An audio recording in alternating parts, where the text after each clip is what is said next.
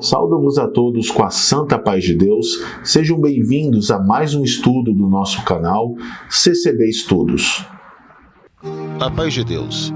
Seja bem-vindo ao grupo CCB Estudos. Eu sou Asher Nascimento, servo do Deus Altíssimo, pesquisador bíblico, e vamos iniciar o nosso estudo de hoje em nome do Senhor Jesus.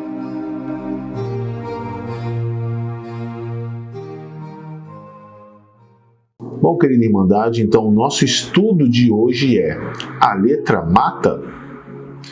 Quis dizer o apóstolo Paulo em 2 Coríntios 3, verso 6, de que a palavra de Deus nos mata espiritualmente? Então assista esse estudo até o fim e vamos ver o que as Sagradas Escrituras, em uma análise totalmente contextual, nos ensina e esclarece a respeito. Bom, vamos iniciar esse estudo então contextualizando esta passagem de 2 Coríntios 3, verso 6, que nos diz: Ele nos capacitou para sermos ministros de uma nova aliança, não da letra, mas do Espírito, pois a letra mata, mas o Espírito vivifica. Bom, então esse texto foi lamentavelmente retirado de seu contexto, retirado de seu propósito e virou um jargão no meio da nossa irmandade, certo? E esse jargão, na verdade, ele é utilizado em duas situações. A primeira, para nos dizer de que o estudo bíblico ele é indevido para os crentes, pois a letra mata. E também de que a lei de Deus é nociva para o homem, é má para o homem. Então, esta passagem de 2 Coríntios 3, verso 6, ela é utilizada, então, para esses dois tipos de situação, para combater, ir contra o estudo bíblico e também ir contra a lei de Deus, certo? Então, nós vamos ver nesse estudo o que realmente esta passagem significa. Vamos analisar então estas duas situações à luz das Escrituras. A primeira é sobre desincentivar o estudo bíblico usando esse jargão a letra mata. Vamos ver comigo algumas mensagens que as Escrituras Sagradas nos transmitem sobre buscar conhecimento lendo as Escrituras, que nada mais é do que estudar, certo? Por exemplo, em João 5, verso 39, o que Cristo disse? Vamos ler comigo. Examinai as Escrituras, porque vós cuidais ter nelas a vida eterna, e são elas que testificam de mim. Bom, 1 Timóteo 4, verso 13. Persiste em ler, exortar e ensinar até que eu vá. Mateus 22, verso 29, que nos diz: Jesus, porém, respondendo, disse-lhes: errais não conhecendo as Escrituras nem o poder de Deus. Outra passagem, 2 Timóteo 2, verso 15, que está escrito: procura apresentar-te a Deus aprovado, como obreiro que não tem que se envergonhar, que maneja bem a palavra da verdade. Bom, então só nessas passagens bíblicas que nós lemos, está bem claro de que as Escrituras em momento nenhum nos repreendem ou nos proíbem ou desincentivam de lermos as Escrituras, de buscarmos o conhecimento, folheando a Bíblia Sagrada, buscando o entendimento da doutrina santa, nada mais do que examinando as Escrituras, ou seja, estudando. Mas muitos irmãos dizem que examinar é diferente de estudar. Ora, pois, a palavra no grego koiné, em que esse manuscrito, por exemplo, de João 5, verso 39, onde Cristo diz examinais as Escrituras, é a palavra que foi traduzida para examinais, é a palavra euranate, certo? O que significa euranate? Euranate significa buscarmos profundamente, através da leitura, através do estudo, algo referente ao conhecimento, ao compreendimento, certo? Então, euranáter é até mais do que estudar simplesmente. É nós investigarmos minuciosamente sobre a mensagem que um conjunto, um bloco de textos, ou seja, neste caso as Sagradas Escrituras, quer nos passar. Então, ao me acusarem de que eu estou fora da doutrina da Congregação Cristã do Brasil, promovendo o estudo bíblico, na verdade, os acusadores é que estão fora da doutrina, pois não perceberam que no tópico de ensinamento de 2017, no parágrafo 24, o Ministério da nossa querida Congregação Cristã do Brasil lançou então uma nota incentivando, ordenando aos irmãos que possuem cargo ministerial a incentivar o povo a ler as Escrituras, a estudar. Vamos ver o que está escrito.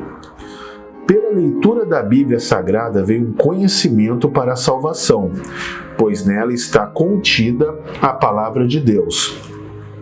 Porém, a falta de conhecimento pode levar ao erro.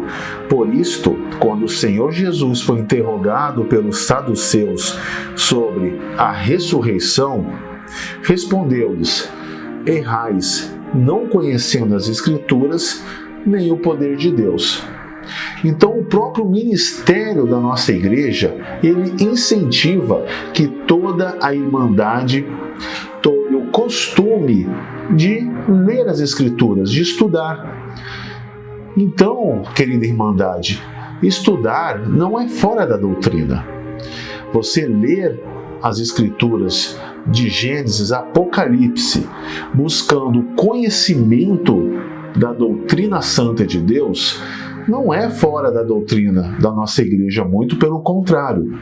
É dentro da nossa doutrina e especialmente dentro da doutrina bíblica. Então, o entendimento de que nós não devemos estudar, pois tudo é revelado pelo Espírito Santo, é o entendimento antibíblico, pois não há uma linha sequer nas Escrituras nos dizendo que nós não podemos, nós não devemos estudar, pois o Espírito Santo nos enxertará todo o conhecimento da doutrina. Isto é antibíblico, querida irmandade. As Escrituras não dizem isto para ninguém, em nenhuma linha.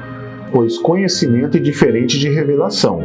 Revelação é quando Deus quer transmitir alguma mensagem para uma pessoa ou para um grupo de pessoas. Aí sim, ele lança uma profecia, ele revela uma profecia. Já buscar conhecimento é totalmente diferente. Por exemplo, nós não podemos deixar de lado uma passagem de Oséias 4, verso 6. O que Deus adverte ao seu povo? Está escrito: meu povo foi destruído, pois falta-lhe o conhecimento. Uma vez que vocês rejeitaram o conhecimento, eu também os rejeito, como meus sacerdotes. Uma vez que vocês ignoraram a lei do seu Deus, eu também ignorarei seus filhos. Então, para que Deus lançaria esta advertência se todo conhecimento seria Ele que enxertasse na cabeça das pessoas, na cabeça da irmandade, na cabeça do seu povo? Não tem lógica, então, querida irmandade, nós pensarmos de que não há necessidade nenhuma de estudarmos as Escrituras, pois as próprias Sagradas Escrituras nos advertem o contrário. Você deve sim abrir a sua Bíblia e examinar profundamente, estudar mesmo, para que você seja um bom manejador da palavra, um bom conhecedor da doutrina, para que você não erre na sua caminhada com Deus e também possa ensinar ao seu próximo a servir a Deus. Bom, agora nós vamos tratar do segundo ponto em que é usado esse jargão à letra mata, sobre a lei de Deus ser má aos homens. Bom, para nós entendermos a real mensagem deste texto de 2 Coríntios 3, verso 6, nós devemos entender o contexto em que este versículo está inserido e também compreender qual a visão de Paulo em relação à lei de Deus. Vamos ler comigo Romanos 7, do verso 12 ao 16. Está escrito: e assim a lei é santa e o mandamento santo, justo e bom. Logo tornou-se-me o bom em morte? De modo nenhum. Mas o pecado, para que se mostrasse pecado, operou em mim a morte pelo bem, a fim de que pelo mandamento o pecado se fizesse excessivamente maligno, porque bem sabemos que a lei é espiritual, mas eu sou carnal, vendido sob o pecado. Porque o que faço não aprovo, pois o que quero, isso não faço, mas o que me aborreço, isso eu faço. E se faço o que não quero, consinto com a lei que é boa. Então, mediante a passagem bíblica que lemos, vamos resumir quais atributos que o apóstolo Paulo deu à lei de Deus. Bom, a lei é santa, o mandamento é santo, justo e bom, a lei é espiritual, a lei é boa. Então, nesta passagem que nós lemos, o apóstolo Paulo lhe deixa bem claro de que o problema não é a lei de Deus. A lei de Deus, ela é perfeita, ela é uma lei justa. Deus, quando entregou a sua santa lei ao povo, ele esclareceu de que a lei não é dura demais, não é difícil, não é impossível de ser cumprida. Mas o apóstolo Paulo, ele quis relatar o quê? De que pelo problema do pecado, da fraqueza da carne, nós nos colocamos debaixo de maldição, debaixo de condenação. Então, o problema, a falha, não é com a lei de Deus, é com o ser humano que se afastou de Deus no decorrer do tempo, se entregou à idolatria, à prostituição e a todo tipo de transgressão. Então, para estes, a lei realmente ela opera a condenação. Paulo então fez uma figuração entre tábuas de pedra, tábuas de carne do coração, entre tinta e espírito santo de Deus, fazendo uma alusão de que agora quem escreve a lei de Deus, em vez de ser escrito em tábuas de pedra, é escrito pelo Espírito Santo no nosso coração, conforme foi profetizado em Jeremias 31, do verso 31 ao 34, e confirmada na carta aos Hebreus 8, verso 10, sobre a nova aliança em que o Espírito Santo de Deus escreveria a sua lei no coração daquele convertido. Vamos ler aqui Hebreus 8, verso 10. Porque esta é a aliança que depois daqueles dias farei com a casa de Israel, diz o Senhor. Porei as minhas leis no seu entendimento e em seu coração as escreverei. E eu lhes serei por Deus, e eles serão por povo. Então está mais do que claro de que a lei de Deus não foi abolida. Ela foi escrita, em vez de estar em tábuas de pedra, ela foi escrita em nosso coração pelo Espírito Santo de Deus. Eu acho muito importante também, para alcançarmos o total entendimento desta passagem, vamos ler também Romanos 8, do verso 4 ao 7, que nos diz: para que as justas exigências da lei se cumprissem em nós, que não andamos segundo a carne, mas segundo o Espírito. Porque os que são segundo a carne inclinam-se para as coisas da carne, mas os que são segundo o Espírito, para as coisas do Espírito. Porque a inclinação da carne é morte, mas a inclinação do Espírito é vida e paz. Porquanto a inclinação da carne é inimizade contra Deus, pois não é sujeita à lei de Deus, nem em verdade pode ser. Então aqui está bem claro de que quando a pessoa se converte a Deus através do sacrifício de Cristo, ela deixa de ser o quê? Induzida, guiada pela carne e passa a ser conduzida pelo Espírito Santo.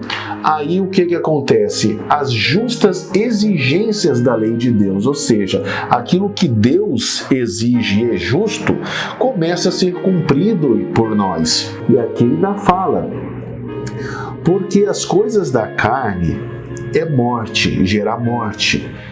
como diz lá em Romanos 6:23, o salário do pecado é a morte, mas as coisas do Espírito geram vida e paz.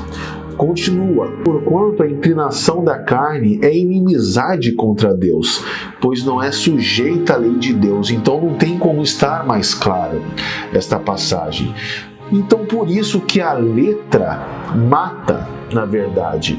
O que Paulo estava tentando nos transmitir, a mensagem que ele quis nos passar, é de que em Cristo, a lei de Deus, os mandamentos de Deus, deixaram de estar lá, distante de nós, escritos em tábuas de pedra, e em tintas, em pergaminhos, e através do Espírito Santo, foram escritos no nosso coração, nos capacitando a sermos santos, a cumprir a lei de Deus e assim nos livrando da condenação da lei, que é a morte, né?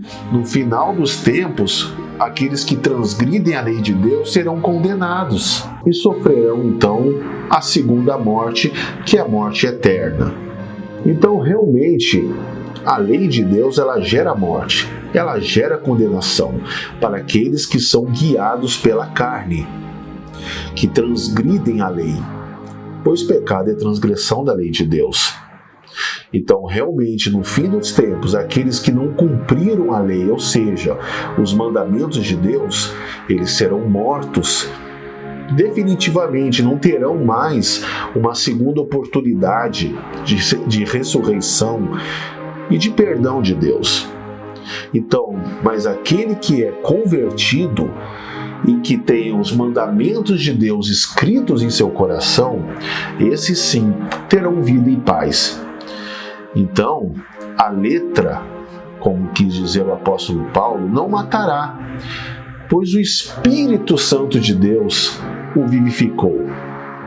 Então, querida Irmandade, aceite a lei de Deus na sua vida. Aceite seus santos mandamentos, não como meio salvífico, não para ser salvo, mas por ser salvo. Permita que o Espírito Santo escreva a lei de Deus em seu coração. Então, meu querido irmão, minha querida irmã, a passagem de 2 Coríntios 3, verso 6, que diz que a letra mata e o Espírito vivifica, em hipótese nenhuma, está se referindo contra o estudo bíblico e muito menos contra a lei de Deus. Muito pelo contrário. Bom, espero ter conseguido transmitir a mensagem desse estudo claramente. Qualquer dúvida podem me chamar no WhatsApp ou me enviar um e-mail, ou pelo Twitter ou Instagram. Peço àquele que não é inscrito no meu canal que clique no botão se inscrever, ative o sininho, que é muito importante, para que a cada nova postagem, novo estudo, você seja automaticamente notificado pelo YouTube. E também peço que compartilhe os meus vídeos em suas redes sociais, seja o WhatsApp, o Facebook, ok? Então agradeço a sua companhia mais uma vez, até o próximo estudo e saúdo-vos com a santa paz de Deus. Se você gostou do nosso estudo, curta nosso vídeo e compartilhe em suas redes sociais para alcançar mais pessoas. Também se inscreva em nosso canal e ative o sininho para receber notificações de novos estudos. Deus abençoe.